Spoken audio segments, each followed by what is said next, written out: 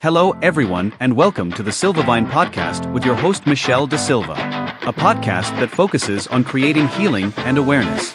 Dr. Simone Kolysh, a non-binary life coach, joins Michelle to discuss gender identity and pronouns. Simone shares their personal journey of discovering their non-binary identity and the challenges they faced, including societal expectations around motherhood. Let's dive into today's episode. Everyone, and welcome to the Silvavine Podcast with me as your host, Michelle Da Silva. Joining me today is Dr. Simone Kolysh, and Simone in a minute will let me know how I pronounce her name correctly and if I have done so. Simone is a life coach at Defiant Life Coaching, and they are a non-binary person who uses they, them pronouns. Thank you so much, Simone, for coming on today. And this is the very reason why I wanted to have you on today, as I have rightly introduced you to as they, and you use they pronouns. And this is something that I would think about for quite some time, just to educate me on the whole pronouns and understanding the non-binary person altogether. So thank you, first of all, for joining me today. Thank you so much. And it's Dr. Simone Kolysh. There we go. Okay, everybody, you've heard that correctly from the source. I'm terrible at pronouncing names, but they have done that perfectly. So, I suppose we need to start right from the beginning, Simone. And how did your story start? In terms of my life or the gender evolution? Yeah, so let's begin with the gender evolution. Sorry, perhaps, I'm a bit naughty there and I haven't been quite specific. But yes, I wanted to have you on to speak about gender in general, just to educate me and to, educate other people out there with what a non-binary is and how pronouns are used. So yes, definitely. Forgive me. I was not very clear there. No, it's fine. It's just my childhood is full of interesting twists and turns, and I was a refugee kid, so I always wonder when to and if to bring that in. But I was born in Azerbaijan and was a refugee kid to Russia and an immigrant kid to the United States. And my parents were Russian Armenian and pretty traditional, and raised my brother and I with traditional gender norms. And I did not know there were more than two genders until high school, college at New York University in New York. And at some point after meeting trans and non-binary friends and learning the terminology, I realized that I could not answer the question, I'm a woman because, and actually it was after my friend and I were play fighting, and she's a trans woman, and I touched her chest playfully, and she said, don't touch my breasts, and I very unfortunately said, those aren't real breasts. And this interaction made me reflect on what makes someone's breasts real, or what makes someone's gender. And I looked at myself in the mirror and was like, I can't really define it for myself. And that began a whole journey of many years to self-explore and realize that I don't care about gender, and I don't feel like I'm any gender. So non-binary is like a huge umbrella of a term, and some people, have multiple genders and fluid genders, and I just have none of it. So the specific term is agender, kind of like atheist. So that prefix is just to mean no gender. And and so it took a little bit until I could tell other people what I was talking to myself about. And then I had the many the first of many coming out processes with my husband at the time and my best friend. I was already a mother by then, I think, of like one of my 4 children. And then when it comes to transition and trans and non-binary people, some people medically transition, some people socially transition, some people legally transition. And I did not have any medical transition. I just legally changed my name to Simone. I used to have a different name, and started going by they them pronouns, and kind of had a social transition of a sort as well. So into my Sorry, Simone, can I just stop you over there? So I just wanted to, just so I understand completely. So you mentioned trans and you mentioned non-binary. What are the definition yeah. between the two? Yeah, so I will give you my definitions, and I'm also a sociologist of gender and sexuality, and I teach widely on these subjects. And so, usually, when I define transgender, it means people whose gender right now is not the same as the gender they were raised with. And then when I define non binary people, I extend the definition of trans, which is also people whose gender today is not the same as the gender they were raised with, but they are not men or women. And sometimes transgender and non-binary overlap for people, and sometimes they are distinct. And one of the ways we can think of non-binary being distinct is being much more something indigenous folks can use, or non-Western perspectives rely on it too. And so the term transgender being very Western and developed out of the West isn't always appropriate for others. And so non-binary sometimes actually feels bigger. But if we're talking about folks in the West, then there are overlaps and distinctions. So my definitions, notice, they don't rely on any biology or talking about our bodies or talking about our genitals, which is where I think a lot of people go kind of all over the place. I want to move people away from how we used to talk about trans people, which is that people are stuck in the wrong body. That's not necessarily how it feels for many people. And it's really because not everyone can like take hormones or change their body or have surgery. We have to also move away from that for that reason too, to be more inclusive. So, okay, now correct me if I'm wrong. So I just want to get my head around this. So what you're saying is that there is a further, because like you've just said, that not everybody's been able to move and change their sexuality and stuff. Their gender, not So, sexuality. okay, fine, their gender. And this is why I love having this conversation with you, to educate.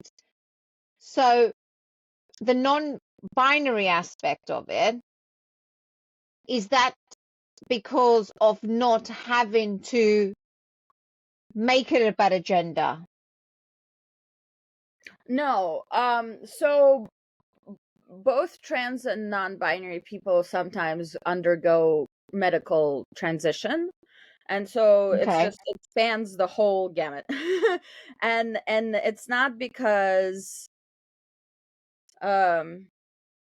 yeah, so the reasons are different, and it's not because they don't want to make it about gender. Like I said, a lot of non-binary people's identities do incorporate a ton of gender. They could be having 2 genders, they could go between genders. It's just the agender people like myself don't have a gender, but that actually doesn't define whether or not we get surgeries or hormones either. It's so individual.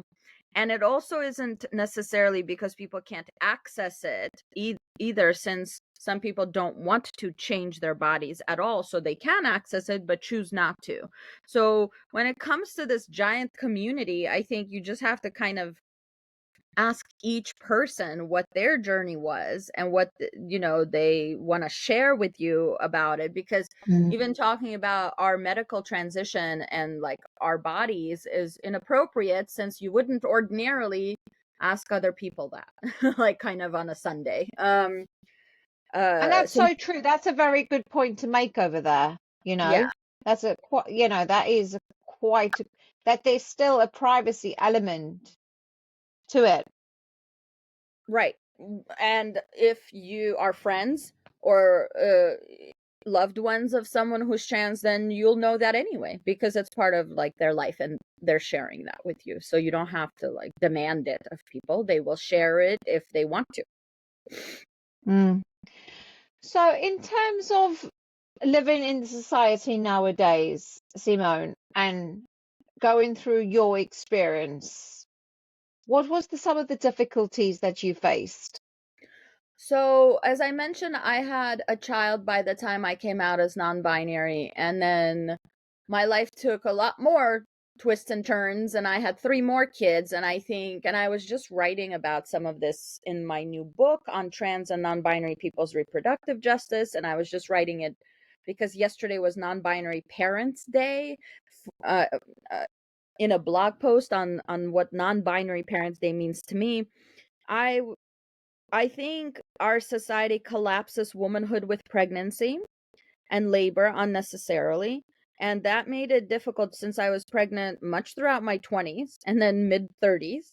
Um, because the assumption is that for some reason pregnancy makes you more of a woman. And so if I was trying to be not a woman and not a man, then it was harder during those times. And also it wasn't like, it wasn't just the 9 months each time, but the postpartum period, the breastfeeding, a lot to do again with our bodies and what our bodies do, like pregnancy and breastfeeding. But it doesn't help. Like the more children I had, the less people respected my non-binary identity, because it's like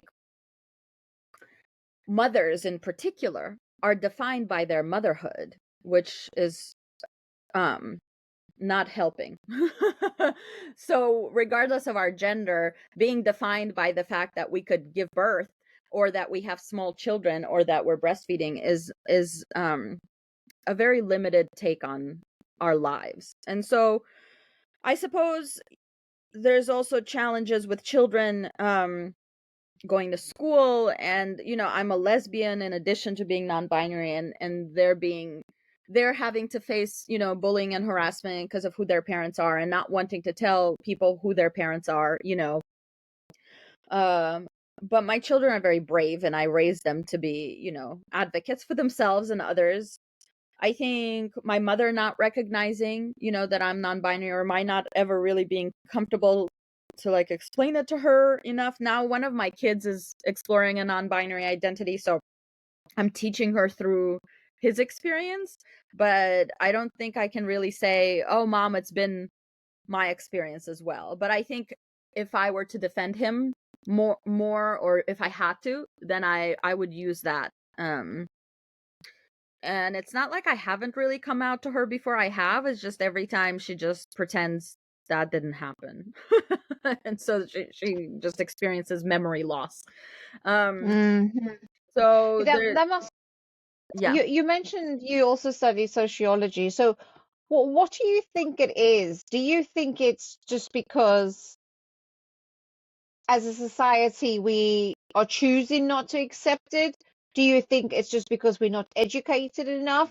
Do you think it just hasn't been around No, long enough so for? I mean, there are so many different groups in society, and gender diversity has always been a thing for as long as humanity has been a thing. We have record of it, across different cultures and time periods. And I believe across different cultures and time periods, we've had different responses, from acceptance to, making it illegal and policing it.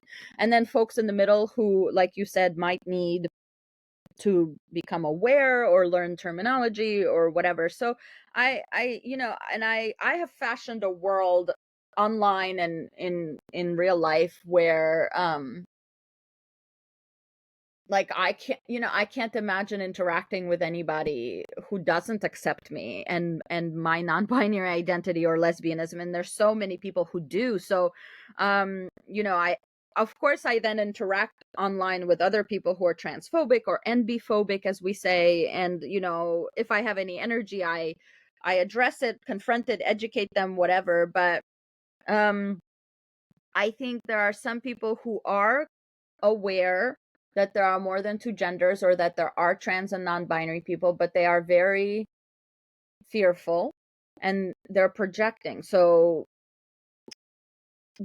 when cisgender people, and those are people whose gender today is the same as the one they were raised, when cisgender people get kind of upset about trans and non-binary people, I think it's because they realize, even subconsciously, that gender is kind of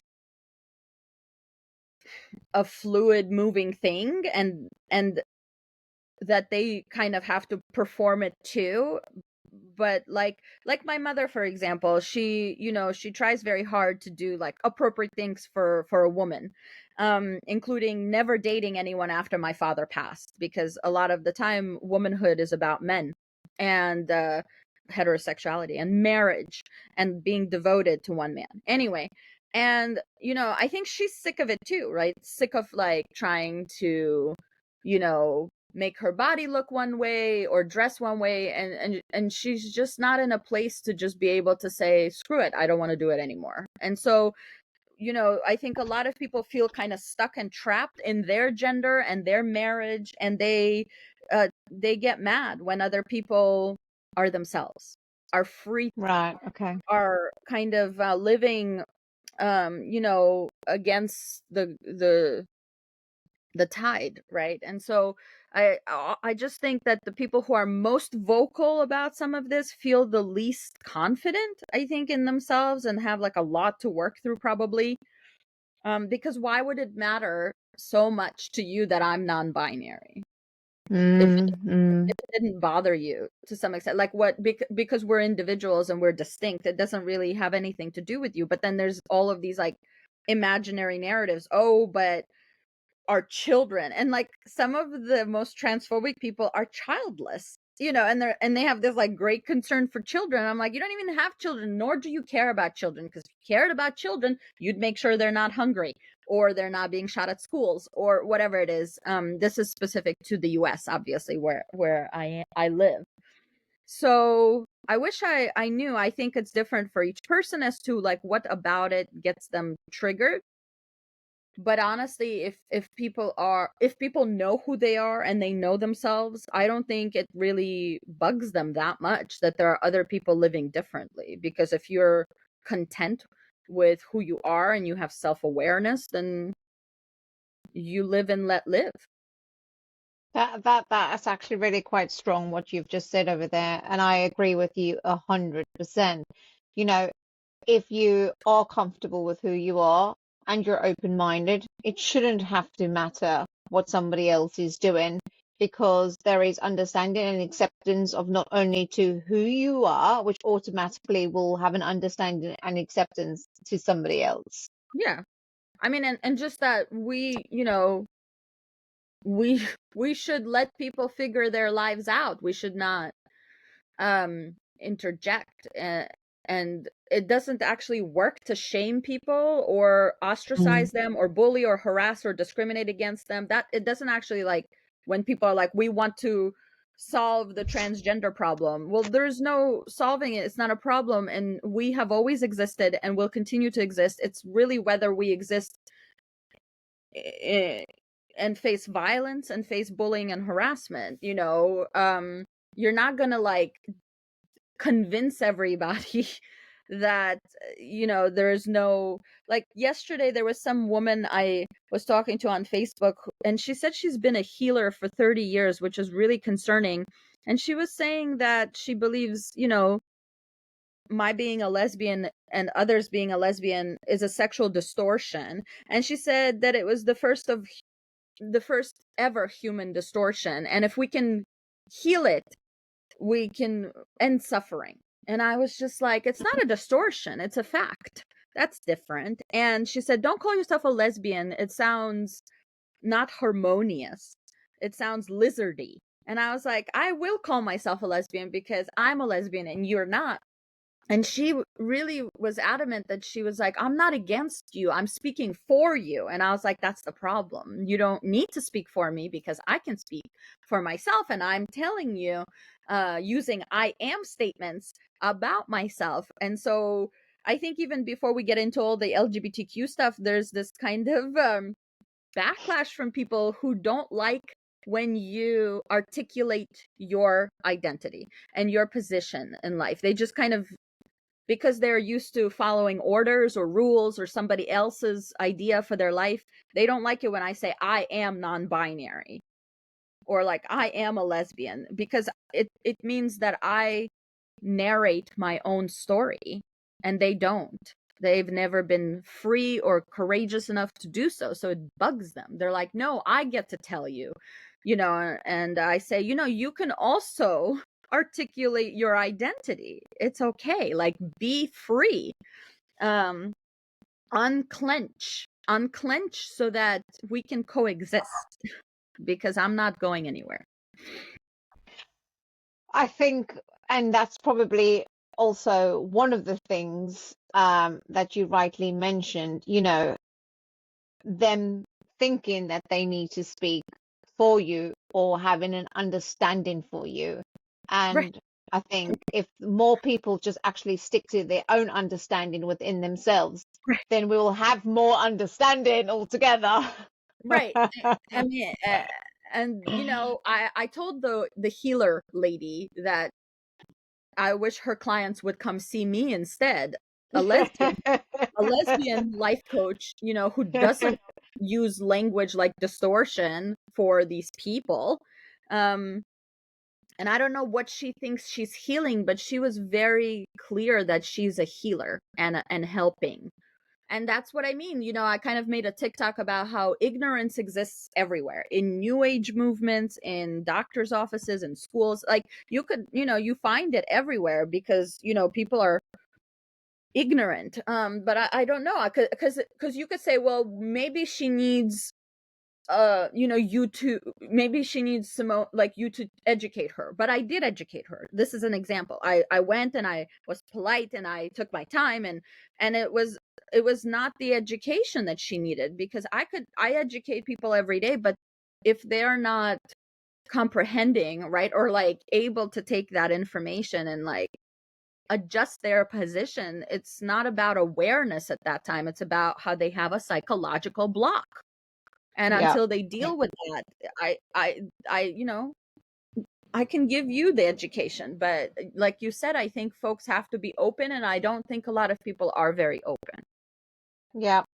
It's always been, I've always find, and this is just a small example just from like my own experience, which has got nothing to do with gender, but just I was raised and baptized a Catholic.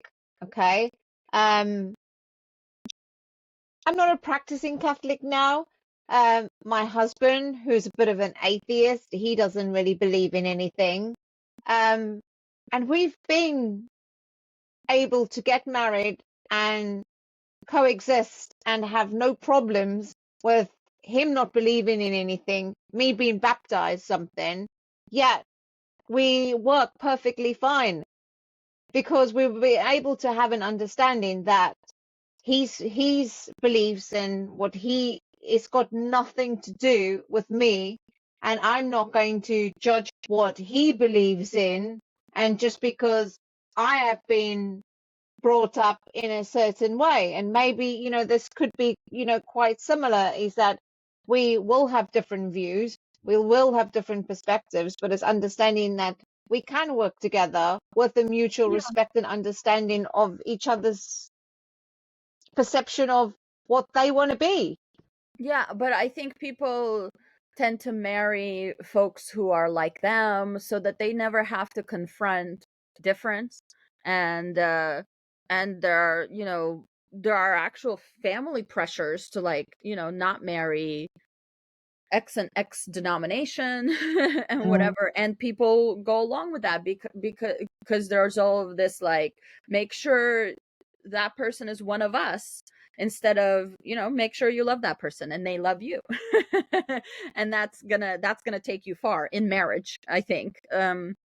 So now that my children are older, and I have a nearly 18-year-old who's in a relationship with a girl. 2 years. I just got her a necklace for their anniversary. Hope she doesn't hear this before, but I think you'll give it to her this week, so it's fine.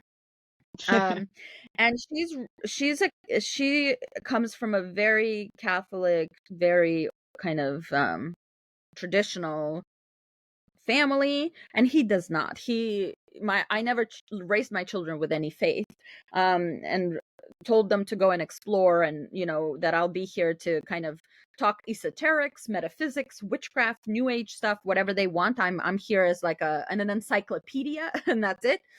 And then it's interesting, his biological father, my ex-husband, is Orthodox Christian now, much more than when he and I were married. And so he's kind of got these two other people in his life, and I don't think she's very religious either, but being 17, she's very much controlled by the family. And he's just kind of,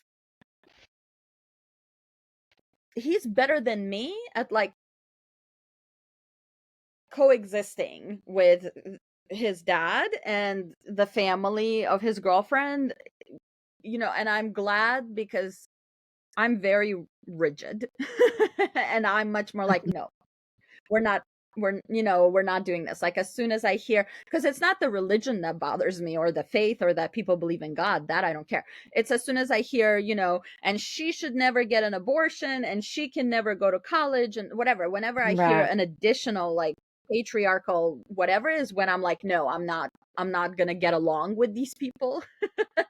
Or with my ex on that subject. But my son is softer, he's kinder. I did a good job with him, and he's just able to be like, okay, like yesterday he was at the monastery, and he's like, I'm not allowed to listen to my headphones here, I have to listen to the service. I'm like, right, they don't, they want you to listen to the messaging and not your headphones, obviously, so you gotta have to sit there for a few hours. I don't know, I couldn't do it, but he did, and he was like, I'm fine, it's fine.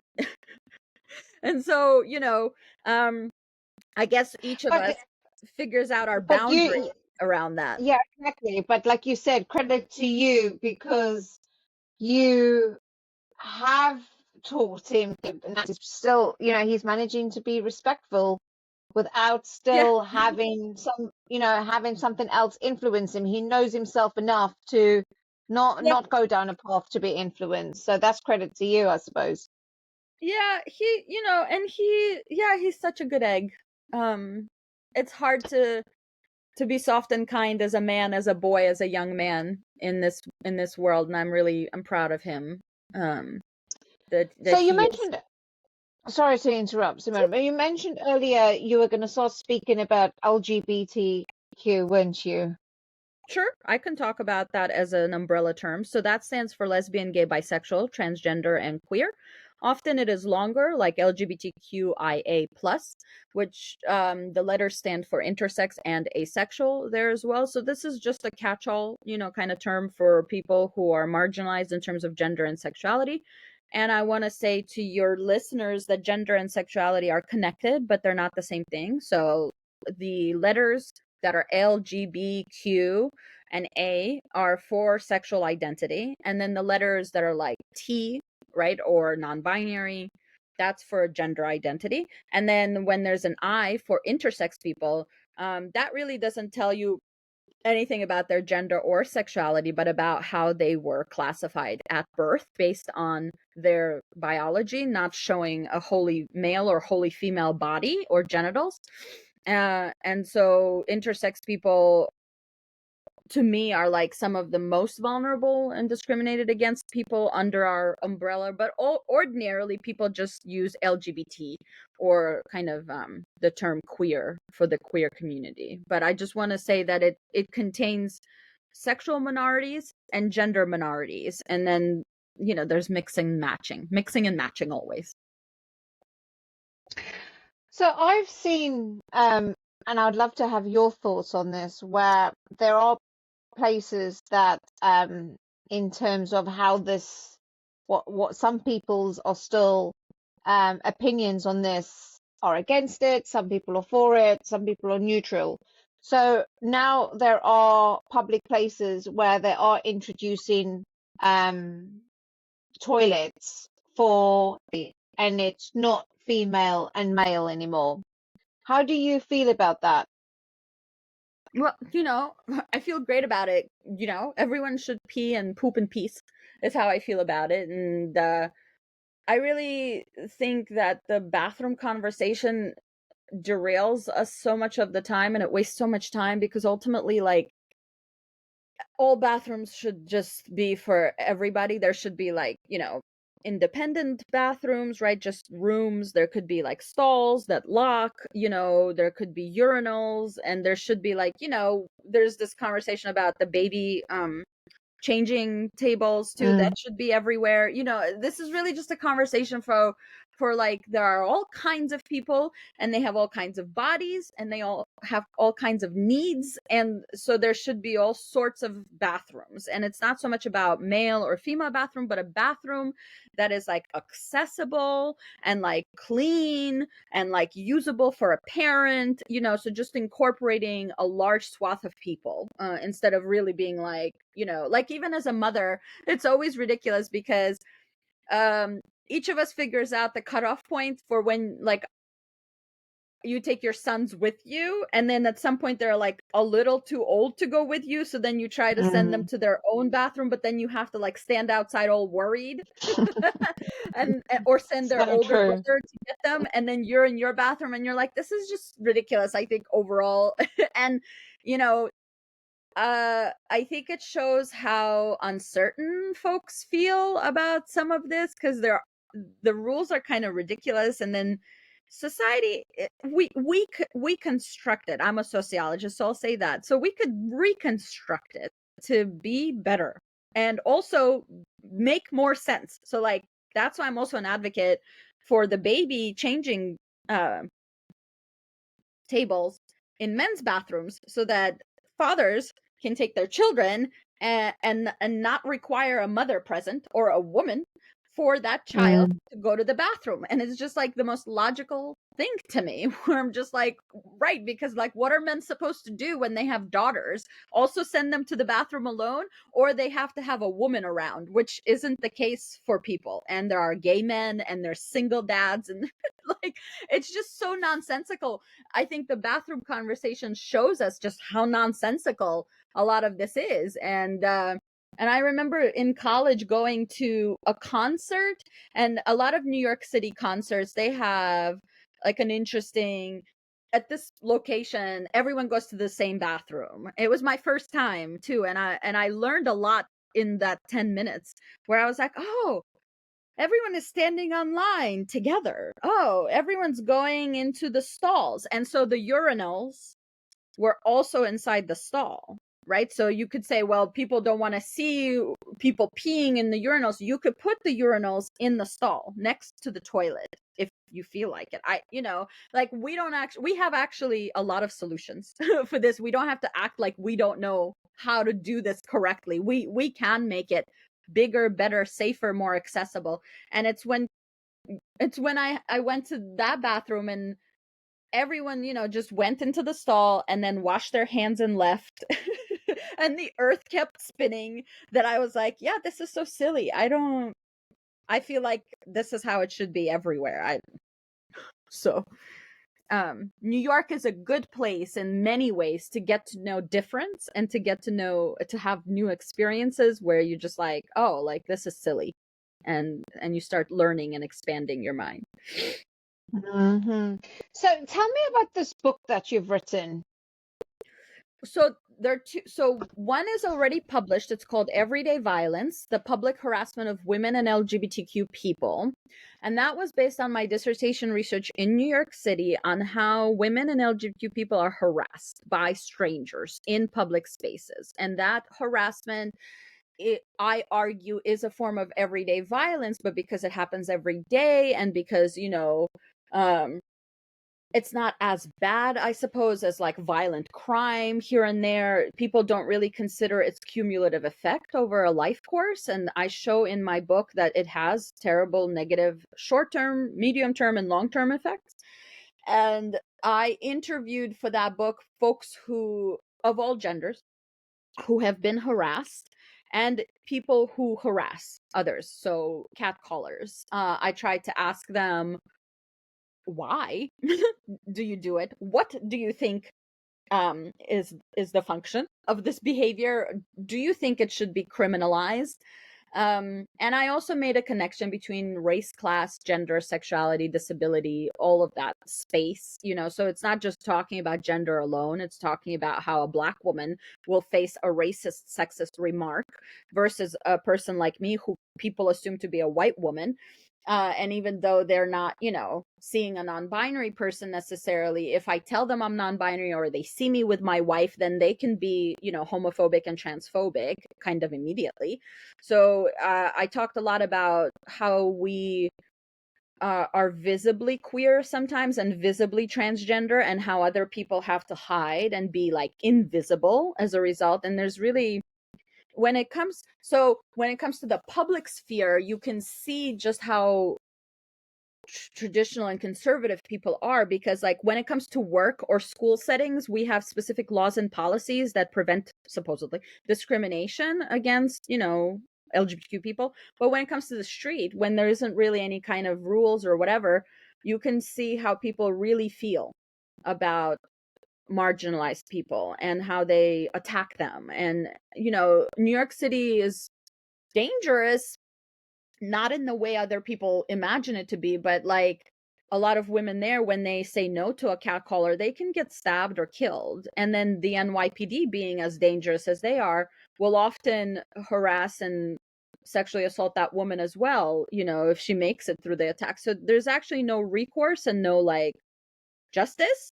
And so that's what the book was about. And the second book is now about trans and non-binary people specifically, and reproductive rights, reproductive justice, reproductive journeys, and expanding the reproductive justice agenda to include trans and non-binary people, because we get pregnant and have miscarriages and abortions and postpartum. And so regardless of what you think about transgender and non-binary people, we exist and give birth. Therefore, whatever conversation takes place around Roe v. Wade or contraception or laws and policies should incorporate us as part of this conversation. And for this book, I interviewed trans and non-binary people who have thought about or made, you know, decisions about fertility, infertility, pregnancy, fostering, maybe expanding their family some other way. And I also interviewed nurses and midwives and doulas and birth workers who some of whom don't know any of this, and some of whom do explicitly work with trans and non-binary people. I interviewed my own doula, who's like an amazing birth worker out of New York. One of the most famous, I think, in the birth worker community. Her name is Fao Sarin, and she's a huge advocate, especially around maternal mortality, you know, inequality, Black women facing racism, and all that. So this book was, I had to stop working on it when Roe v. Wade was overturned in the United States, because it was too close to all of what I was discussing. And then I wasn't able to come back to it. I was going to come back to it last summer, and then the genocide in Palestine started taking place, and some of us, we could not focus on any of our work, and so I paused again. But I am hoping this summer to come back, finish the data analysis, and write the book and make it the other book was a little more academic. This one will be more like a trade book for public consumption, for all audiences to read. And so in it, I'll be more informal and talking about my own non-binary identity, my own motherhood, you know, journey, my my labors at the hospital, labors at the birth center, and the last labor, which was a home birth that FA attended and helped usher in my fourth child. And I'll talk about the different ways non-binary and trans people try to, like, advocate for themselves, because honestly, giving birth at a hospital as a transgender person, it's already bad enough as it is because it's a hospital birth. And I know in the UK, for what it's worth, people understand and have there's a lot more support for midwifery and birthing at home and just like allowing people to birth than there is in the United States. We have very few freestanding birth centers or midwifery services, or it's the norm to deliver at the hospital. But it's very hard for trans and non-binary people, because during such a vulnerable moment, you're not being seen for who you are, and you're not being respected or appropriately referred to. It's really scary. And I'm autistic, so for me it's very important that I feel safe, sensory wise and just in general. And that's why I had a home birth, because I had really terrible experiences in hospitals. So how do we need to do better to keep you safe? If you felt that you felt unsafe in that situation, Yeah. I'd love you to share your thoughts on that, if you don't mind, in terms of how could we do better as society to make people understand that? Yeah, my thoughts are actually not even so much about trans and non-binary people, which is a component of this. It's about all people who are birthing in hospitals and how they are mistreated. And like women as a whole, or people who birth, which includes women, they are often medically gaslit. Their pain isn't believed. They are not given agency. They are not given autonomy. They are not allowed to have an opinion about, their birth and pregnancy and all that. So I think in general, there needs to be, like, this book is a huge critique of healthcare as an institution.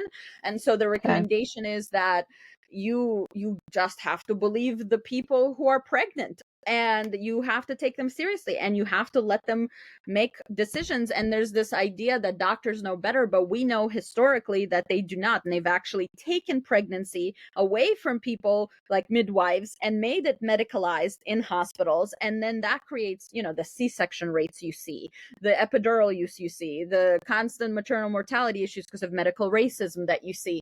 And so the recommendations I'm making are bigger than just about trans and non-binary people, but they will also allow it to be safer for trans and non-binary people. So essentially, if you give the person who's pregnant agency, they get to tell you how they're feeling, what kind of labor they want, what their pronouns are, right? What they want to hear during labor, how they want their labor to go in terms of the people in the room itself, because, like, again, this is also an issue of class and money, and whether you're going to even have a private room or be birthing next to other people, or recovering in a private room, or recovering next to other people.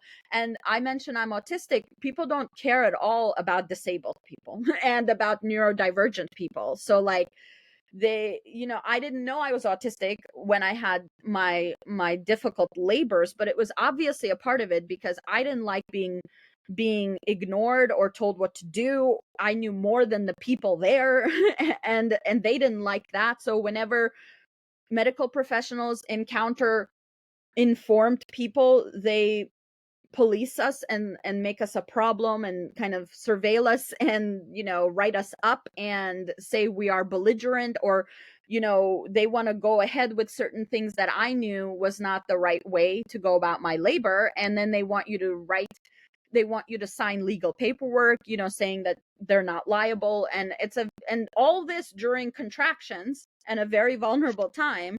And all this, like with male doctors who are sexist, who certainly don't know anything about lesbians or trans people, and who are like, calling you little lady or whatever. And it's like, it's all compounded, all of it. It's like just the healthcare being inaccessible, condescending, and unsafe, and gaslighting. And then there's additional, issues with just misgendering you and mistreating you. And nurses, you could tell them, hey, I use they them pronouns, but they don't have to and might not use them. And then imagine trying to give birth to a human and someone misgendering you or saying, women have been doing this for centuries, you can do it, little lady.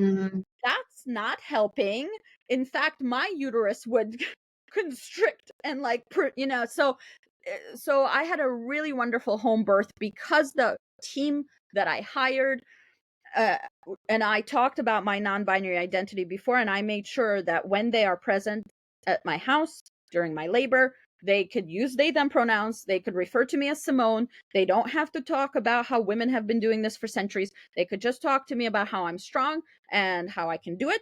And so my midwife and my doula, were great. And it was me and my wife, my friend, my children, my other children were there, and I had the opportunity to be respected. And the labor Mm-hmm. was easy. And I mean, I know it's easy because it's my fourth, but still I didn't have to worry about educating anybody or being mad at anybody. I just had to do the labor. And I delivered him in a pool of water, so that was wonderful. Um, and I just want to Yeah, advocate for this option for other people to have a home birth, to have midwives and doulas at their birth. and like you rightly said, forget about transgender and non-binary people. Women are,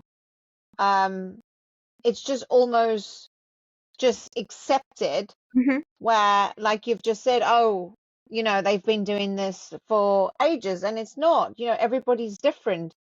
And just because we've been doing something for so many years doesn't necessarily mean we mustn't give it the respect that it deserves.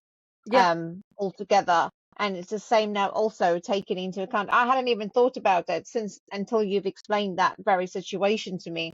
And that must be being horrific in that situation. Like you just said, you're vulnerable already as it is, and then still having to deal with all these other things on top of that surely also didn't help at all. No. So yeah, I can totally understand that and totally relate, and try to give you some understanding into that situation. But Simone, you've obviously had struggles of your own, and if there are others who are going through discovering different changes, but are finding them in a world where they have not been able to be heard or respected, or can't figure out how to navigate their way in this world with regards to their gender. Do you work with people like that? People can come and find you, Oh, and do yeah. you help people like that? Yeah, So of where do course. people find you if they wanted to? So yeah, as a life coach, I now use my all of my backgrounds. So I have a degree in biology, a master's in public health, a PhD in sociology, and I'm an expert on gender and sexuality, especially LGBTQ people. And so a lot of my clients and my ideal clients are neurodivergent, disabled, LGBTQ. So that's kind of who I serve anyway. They have a lot of issues, right? Navigating coming out in their 40s, figuring out their gender transition in their 20s. I also work with a lot of cis and straight parents who want to understand their children and their family members, or just because they don't know what words to use, and so they hire me to, just like you in this podcast, to explain to them what their child is saying and what they should do to love them. And I love that because most parents will not take up such a position. And so I'd much rather work with someone who says, I'm really ignorant about this, I just want to understand, and I will give them all the information that there is, and we work. And I appreciate their wanting to be there for their teenager or their young child or whatever. But I also work with people who have gone no contact, with their families, or have been abandoned by their families, to help them empower themselves, to help them, reparent themselves, to heal this trauma associated with being discriminated against in society, and to know that we will continue to be discriminated against. But part of what healing looks like is starting to talk nicer to yourself. So while there are all of these people who are not accepting and they think you're a freak and a pervert and you're mentally ill and whatever else, you could start telling yourself that's not true. And there's a real power and a real voice that people develop. Obviously, when I was in my early 20s, I was shyer and I was more timid. I did not articulate my position. And then now I'm very compelling as a speaker and as a scholar. And I'm 40 years old. So it took, I would say, 2 decades to develop like a position where I'm not apologizing for who I am. And you get to be in my life or you don't get to be in my life. And so what I help people is to get to my position, to get to not apologizing and not thinking there's anything wrong with them, or, to basically not believe what the oppressor is saying. And so because people aren't just LGBTQ, my clients also need this affirmation when it comes to their chronic illness, their disability, their autism, their parenthood. They need so much support. And I'm always like, I'm going to force you to love yourself. But essentially, I'm joking, but that's kind of what it is, where I'm just like consistently being like, let's use different language for how we speak about ourselves, and let's not judge who we are or what our bodies are doing. Let's actually just neutralize the whole thing.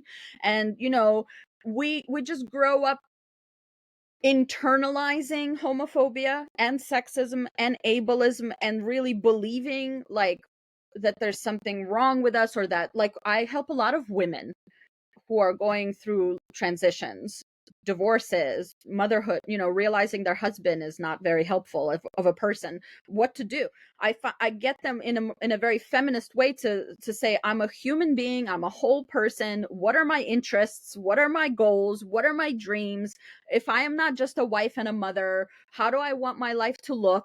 What do I want to experience every day? And it looks simple, but it's not, because many people have not, as we said, gone through that process of reflection or articulation of like what it is they are as people. And so I work with all kinds of marginalized people, but then I also work with the oppressor classes. So like white men have hired me to help them understand their whiteness and maleness and how they can be better. And I love that too, because I could be like, okay, you have a lot of power in society.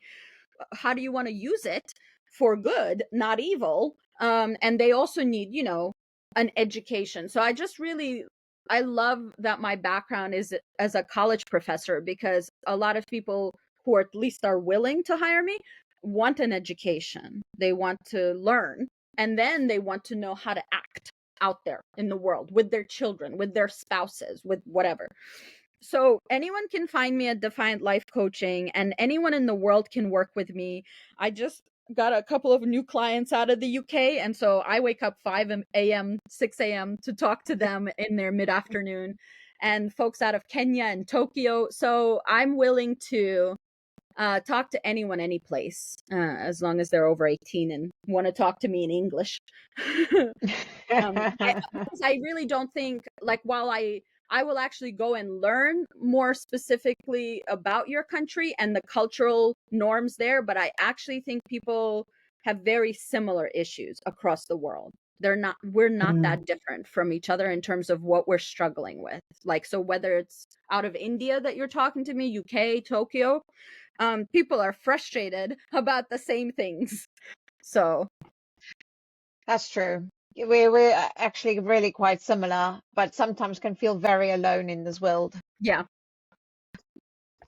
But honestly, I just wanted to say thank you so much for coming in. It's been really, really educational. And I just wanted to thank you for sharing your knowledge. You had so much to share. So thank you for educating me, and thank you for educating anyone else there Yeah, thank who you for might have having me. listened in today. No, definitely 100%. I just wanted to thank you honestly from the bottom of my heart. And please, whoever's listening, if you are struggling in any aspects of your life, Simone is the person for you. And my consults are free. They're 7 days a week, and I have payment plans, discounts, and will work with you on a very customized plan of action. So there's nothing about the human condition at this point that scares me, and I have a lot of solutions for folks, because I just think that, to all of you who are listening, you are very capable, but you might not know just how much. And I can just kind of reflect that back to you and remind you, or at least inform you, that you are important. So thank you for having me. I appreciate your listeners. Thank you so much.